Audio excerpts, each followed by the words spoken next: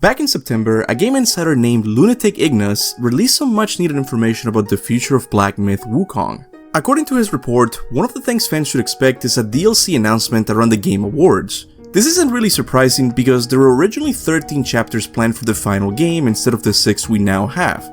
So it makes sense for Game Science to get the most out of their work and release those other chapters in the form of a DLC.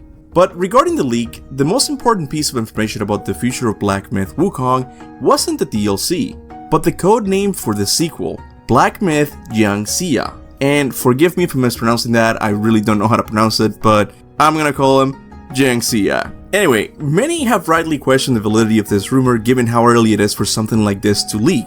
So you have every right to be skeptical about this rumor. But I also think the code name Jiang Ziya makes the question of Black Myth Wukong's sequel more confusing. Because if it is true that this is the code name for the sequel, it's possible that Wukong won't even be part of the game, and instead the sequel will focus on an entirely different character from Chinese literature, Jiang Ziya.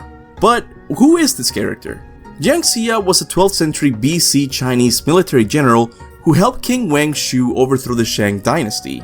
Originally, Jiang Ziya served the Shang Empire as an advisor to the king, but after 20 or so years of service, Jiang Ziya grew to hate the tyrannical king, who, according to historical records, spent most of his time with his favorite concubine and punishing and executing government officials.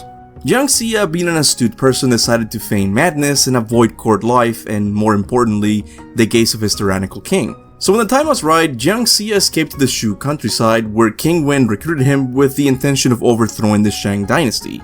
Now, Jiang Ziya might not sound like the most exciting character to play as in a video game, especially when you compare him with someone like a stone monkey that uses a magical staff to fight Yaguais. But the thing you have to remember about Jiang Ziya is that he lived in the BC time frame, a time we know very little of. Because of this, most of these historical characters with time gain mythological characteristics. And when it comes to Jiang Ziya and the war between the Shang and the Shu dynasty, no other work has done more to mythologize these events than the 16th century novel Investiture of the Gods. Here, instead of getting an account of what really happened, you get stories of gods and demons taking side in the conflict. In this story, Jiang Ziya isn't just a war general.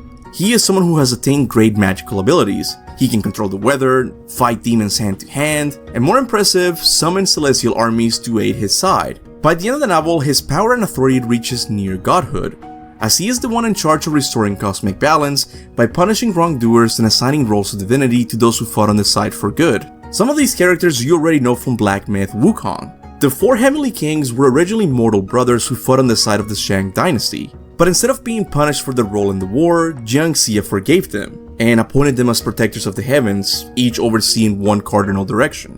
Some other characters did not need ascension to godhood because they were already gods who fought for the side of good. But despite this, Jiang Ziya still formally gave them roles in the celestial hierarchy. One of these was Neshta. Once again, forgive me if I'm mispronouncing that, but it's the guy with the wheels in Black Myth Wukong. Anyway, he became a marshal of the central altar after his role in the war. There's also Erlang Shen, who was formally given the role of God of Justice by Jiang Ziya. All of these things make it possible for Game Science to consider making a sequel to Black Myth Wukong centered around Jiang Ziya instead of Song Wukong. So instead of traditionally following just one character, Game Science could opt to explore different classic stories with each entry. A very intriguing idea to say the least, but also somewhat problematic. Because let's be honest here for a second, despite the influence Investiture of the Gods has had on Chinese literature, its popularity in the West is pretty much non-existent when you compare it to Journey to the West, a story that has spawned many adaptations. People just resonate more with the mischievous Monkey King than a hardened war general. So naturally, people will want to see what's next for Wukong after being liberated from the Celestial Court. So instead of taking this codename as literally saying that we will take control of Jiang Ziya during the war between the Shang and the Shu dynasties, we should take it for what it is, a codename that hints at a possible theme the next Black Myth game will tackle: cosmic balance. And this is what the whole story of Investiture of the Gods boils down to. The war between the Shang and the Shu dynasties creates cosmic imbalance, as every god and demigod takes a side in the conflict. It is then up to Jiang Ziya to appoint new gods to the Celestial Court or punish others accordingly. And when you think about it, this theme isn't too alien to the story of Black Myth Wukong. In fact, it's one of the core ones, as Sun Wukong is caught between 2 warring factions vying for control of himself.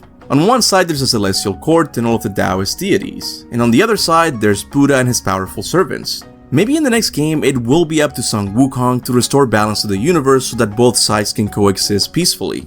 Of course, he'll do this by kicking some serious butt.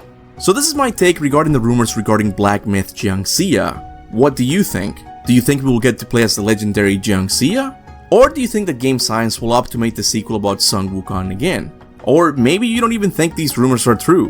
Whatever the case is, I think we will learn more about the future of Black Myth Wukong at the Game Awards. The developers certainly seem to be teasing something for it by the end of the year, and the year is almost done, so yeah, we're gonna be eating good at this year's Game Awards. But whatever your thoughts about this theory are, make sure to leave them in the comments section below.